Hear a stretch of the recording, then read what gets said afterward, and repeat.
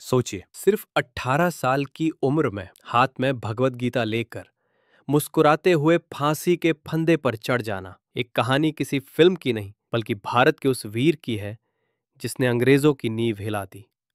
उनका नाम था खुदीराम बोस। नमस्कार दोस्तों, आज हम आपको ले चलेंगे 1908 के उस दौर में जब देश अंग्रेजों की गुलामी की जंजीरों में जकड़ा था और एक किशोर क्रांतिकारी ने अपने बलिदान से पूरे भारत को जगाने का काम किया। ये कहानी है साहस, त्याग और अमर देशभक्ति की। खुदीराम बोस का जन्म 3 दिसंबर 1889 को बंगाल प्रेसिडेंसी के मिदनापुर जिले के बहुवैनी गांव में हुआ। ये वो दौर था जब भारत पर अंग्रेजी हुकूमत की लोहे की पकड़ थी। देश के संसाधनों का खुलेआम शोषण हो रहा था।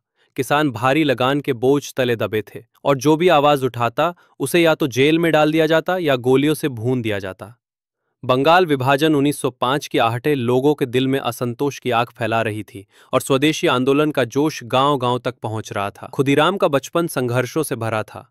माता पिता का देहांत जल्दी हो गया और उनका पालन पोषण बड़ी बहन के घर में हुआ। आर्थिक कठिनाइयों के बावजूद उन्होंने पढ़ाई जारी रखी, लेकिन स्कूल के दिनों में ही उनके भीतर देशभक्ति की चिंगारी जल उठी। वो सिर्फ किताबों तक सीमित नहीं थे, उनकी सोच में आजादी का सपना और अंग्रेजों को देश से बाहर निकालने का संकल्प गहराई से बैठ चुका था। सन 1903 में उन्हें अपने जीवन की दिशा तय करने वाले दो महान व्यक्तित्वों से प्रेरणा मिली, श्री अरबिंदो और सिस्टर निवेदिता। अरबिंदो के क्रांतिकारी लेख और निवेदिता का त्यागमय जीवन दोनों ने मिलकर खुदीराम के भीतर एक ऐसी आग जलाई जो अब कभी बुझने वाली नहीं थी। इसी दौरान वो अनुशीलन समिति से जुड़े, एक गुप्त क्रांतिकारी संगठन जिसका नेटवर्क बंगाल, बिहार, महाराष्ट्र से लेकर पंजाब तक फैला हुआ था। समिति में युवाओं को हथियार चलाने, गुप्त संदेश पहुंचाने और बम बनाने की तकनीक सिखाई जाती थी। खुदीराम ने बेहद कम उम्र में पर्चे बांटना, गुप्त बैठकों में हिस्सा लेना और ब्रिटिश अधिकारियों की गतिविधियों पर नजर रखना शुरू कर दिया। वो कई बार स्कूल यूनिफॉर्म पहनकर भी क्रांतिकारी संदेश फैलाते ताकि संदेह ना हो। उनकी निडरता इतनी थी कि उन्होंने खुलेआम ब्रिटिश विरोधी भाषण भी दिए, जिसकी वजह से उनकी पहचान गुप्त नहीं रह पाई। 1907 में अंग्रेज मजिस्ट्रेट किंग्सफोर्ड को बंगाल से मुजफ्फरपुर ट्रांसफर किया गया। किंग्सफोर्ड अपने सख्त और निर्दयी फैसलों के लिए बदनाम था। उसने कई युवाओं को बिना पर्याप्त सबूत के लंबी सजाएं दी थीं और कुछ को यातना देकर मौत के घाट उतार दिया था।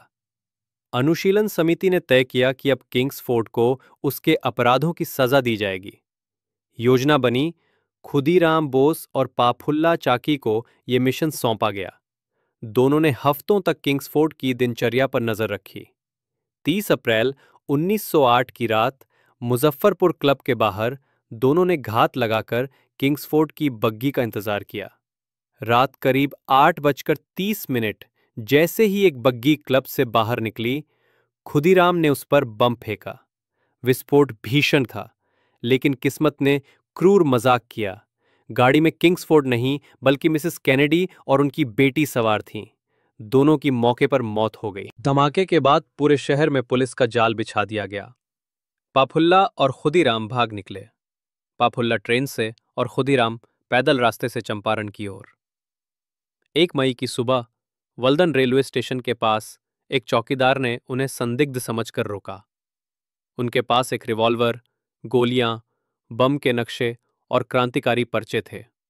उन्हें तुरंत गिरफ्तार कर लिया गया, जबकि पाफुल्ला ने गिरफ्तारी से बचने के लिए खुद को गोली मार ली। इसके बाद शुरू हुआ एक हाई प्रोफाइल मुकदमा, जिसे अंग्रेज सरकार ने अपनी ताकत का प्रदर्शन बनाने का मौका समझा। अदालत के भीतर और बाहर जनता की भीड़ उमड़ पड़ी थी।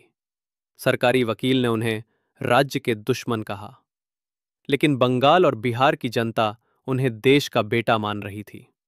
गवाह पेश किए गए, सबूत दिखाए गए और ब्रिटिश अखबारों ने उन्हें आतंकवादी बताने की कोशिश की, लेकिन भारतीय प्रेस और जनता ने उनके साहस की कहानियां छापी। मुकदमे के दौरान खुदीराम ने अदालत में कोई डर नहीं दिखाया।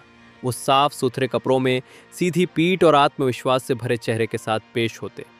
जब जज ने फांसी की सजा सुनाई तो उन्होंने हल्की मुस्कान के साथ कहा, अगर मुझे समय मिलता तो मैं आपको बम बनाना सिखा देता। ये वाक्य पूरे बंगाल में एक नारे की तरह फैल गया। 11 अगस्त 1908 की सुबह 18 साल 8 महीने और 8 दिन की उम्र में उन्हें मुजफ्फरपुर जेल में फांसी दी गई। हाथ में भगवत गीता और चेहरे पर वही दृढ़ मुस्कान, ये दृश्य हमेशा के लिए इतिहास में दर्ज हो गया। कहते हैं कि जब उन्हें जेल से बाहर लाया जा रहा था तो भीड़ ने फूल बरसाए और वंदे मातरम के नारे लगाए। यहां तक कि कई अंग्रेज अफसरों ने भी उनकी बहादुरी की सराहना की। उनकी शहादत ने भारत की स्वतंत्रता संग्राम को एक नई ऊर्जा दी। युवाओं में यह संदेश गया कि उम्र मायने नहीं रखती, हौसला और बलिदान सबसे बड़ी ताकत है।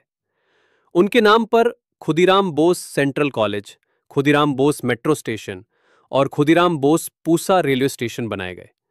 कवि काजी नजरुल इस्लाम ने उनकी वीरता पर कविताएं लिखीं। फिल्मों और नाटकों में उनकी गाथा अमर की गई। आज खुदीराम बोस सिर्फ एक नाम नहीं, बल्कि साहस, बलिदान और अडिग देशभक्ति का प्रतीक है। उनकी मुस्कान हमें याद दिलाती है कि आज़ादी की कीमत बहुत बड़ी थी और उसे चुकाने के लिए ऐसे वीर भी थे जो मुस्कुराते हुए मौत को गले लगा सकते थे। दोस्तों, अगर खुदीराम बोस की ये वीर गाथा आपके दिल को छू गई है तो इस वीडियो को जितना हो सके शेयर कीजिए, ताकि हमारे देश के हर युवक युवती को पता चले कि आज़ादी हमें यूं ही नहीं मिली। लाइक, सब्सक्राइब और बेल आइकन जरूर दबाएं ताकि ऐसे ही देशभक्ति से भरे किस्से आप तक लगातार पहुंचते रहें।